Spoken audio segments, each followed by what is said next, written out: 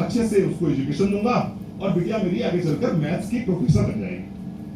कुछ ऐसे सर्कमस्टांसेस हुए कि मेरी बेटी को बीएससी में एडमिशन नहीं मिला, वो कोई भी सर्कमस्टांसेस हो सकते हैं, वो नहीं मिला। जब उसको बिटिया को बीएससी में एडमिशन नहीं मिला तो वो मेरी आंख के सामने खड़ी।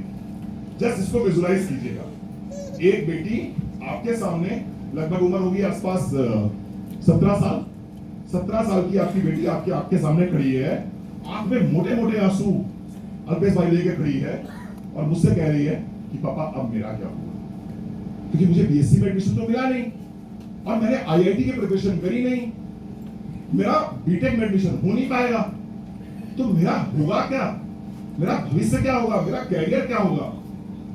मैंने उस बिटिया से कहा कि बेटा परेशान मत हो, बीएससी में एडमिशन नहीं हुआ है, कोई बात नहीं, उसका भगवान ने कुछ और तुम्हारे लिए रखा हो, तुमको बीटेक कराएंगे, कोई बात नहीं। हर बाप सोचता है अपने बच्चों को अच्छी तालीम देना, मेरी भी इच्छा थी, मैंने भी अच्छी तालीम देने की सोची।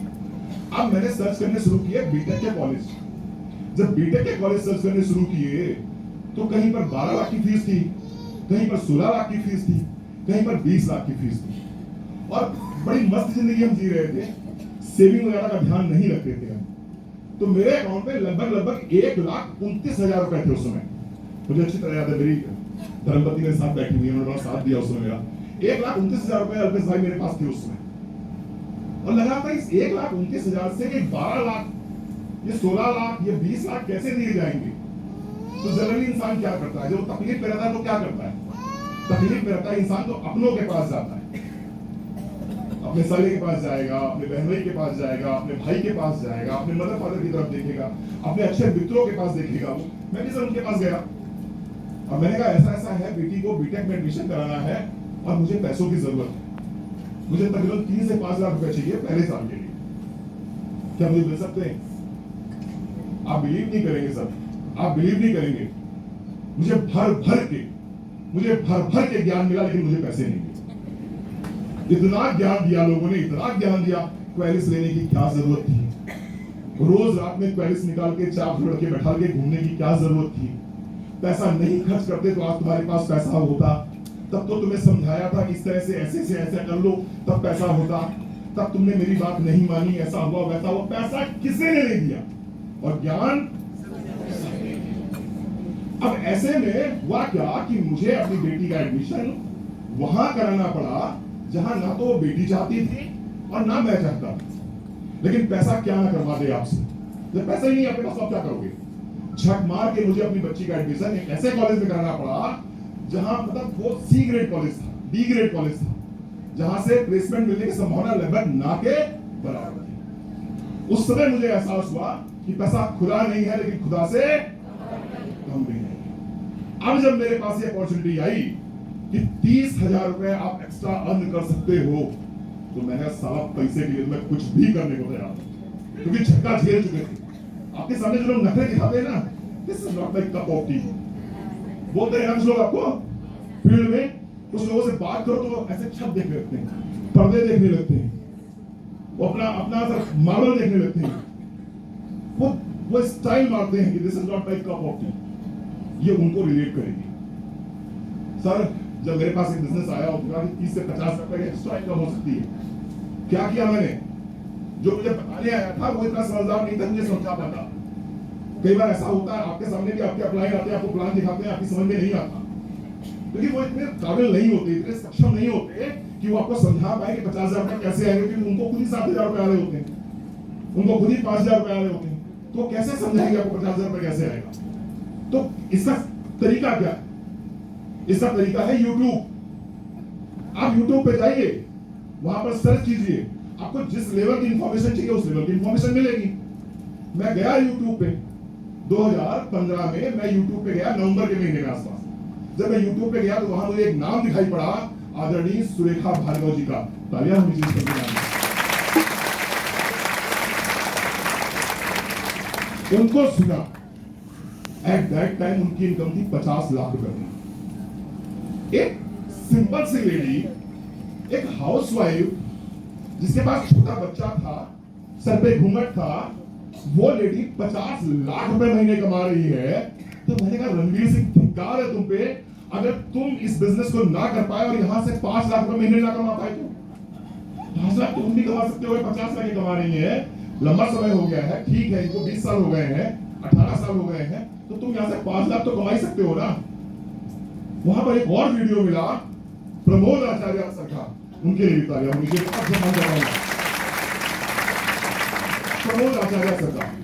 वहां से सर बहुत कुछ सीखने को मिला, बहुत बड़ा उनका एक सीरीज आती थी meet the crown. Meet the crown अगर किसी ने देखी हो, प्रमोद आचार्य सर की सीरीज है मीट द क्राउन, उसमें वो सारे सारे क्राउन्स को बुलाते थे स्टेज पे और बड़ा उनका जलवा जनार्दन होता था स्टेज पे, वो देखी, वहां से कॉन्फिडेंस आया।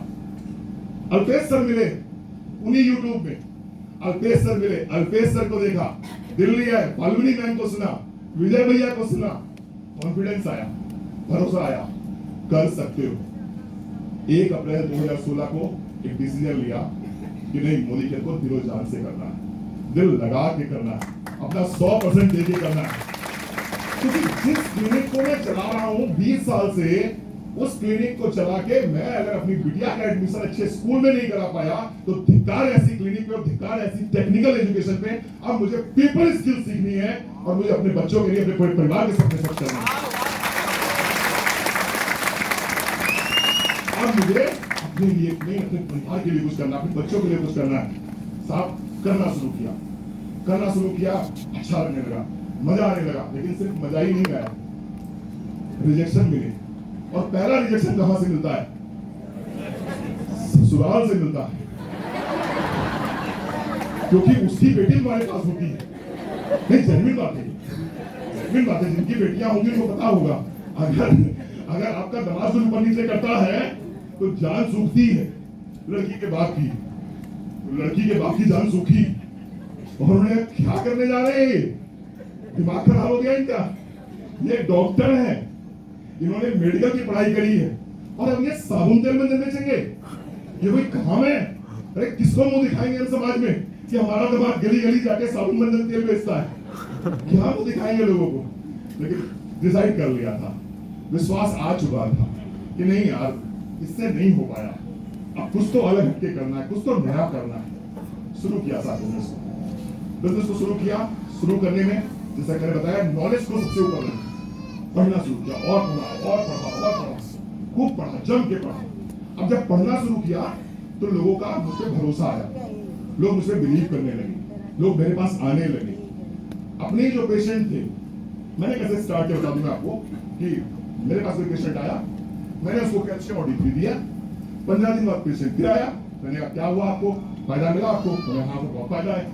तो मैंने कहा कि अगर आपको फायदा मिला है तो क्या ये जो फायदा मिला है इसको आप 4 लोगों को बता पाओगे क्या? बोले हाँ बता देंगे। और मैंने अगर बताने के पैसे मिले तो बोले जरूर बताएंगे, तो बोले जरूर बताएंगे।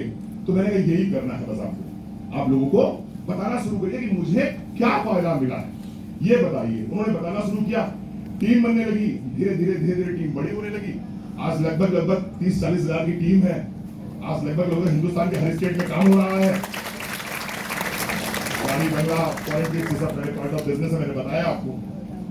उस दिन सर अपनी बेटी से मैंने एक वादा किया था, उसकी आंख में आग डाल के वादा किया था कि बेटिया मैं तुम्हें बीटेक तो नहीं करा पाया अच्छी जगह से, वो टाइम फ्रेम की बात है, उस समय मेरे पास इतनी मैं सक्षम नहीं था, लेकिन बेटा एक वादा तुमसे करता हूं, आगे इन फ्यूचर तुम्हारी पढ़ाई कभी भी पैसों की वजह से नहीं रुकेगी, ये एक बाप का वादा है तुमसे,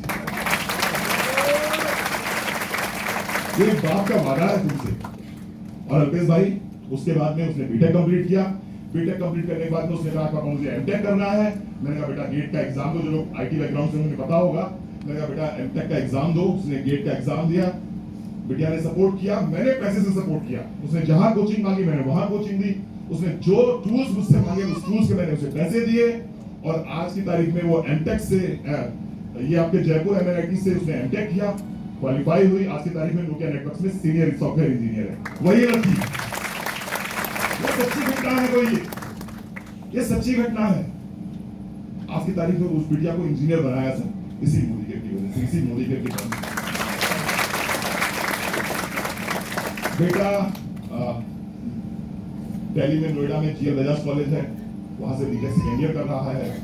तो बच्चों से प्रॉमिस किया था बेटा पैसों की वजह से तुम्हारी एजुकेशन जो है कभी भी रुकने नहीं दूंगा, इसलिए मुझसे मेरे ब्लैक डायमंड डायरेक्टर ने पूछा कि Ranveer sir being a doctor